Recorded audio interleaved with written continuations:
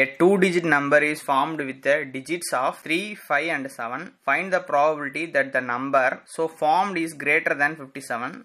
Repetition of the digit is not allowed. So நம்மளுக்கு 3, 5, 7 3 numbers கொடுத்துட்டு இதை pair பண்ணி எழுதுனா 2 digit நம்மளுக்கு எத்தனை possibilities கிடைக்கும் அதுதான் நம்மளோட sample space. So sample space S equal to 35, 37, 53, 57, 73, 75. So total 6 numbers. So n of s equal to 6. So question என்ன கேக்குறாங்கன்னா greater than 57 எத்தனை நம்பர் இருக்கு அதோட probability என்ன.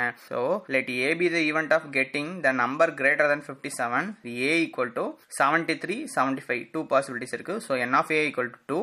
Probability of A equal to n of A by n of s, that is 2 by 6. The final answer is 1 by 3.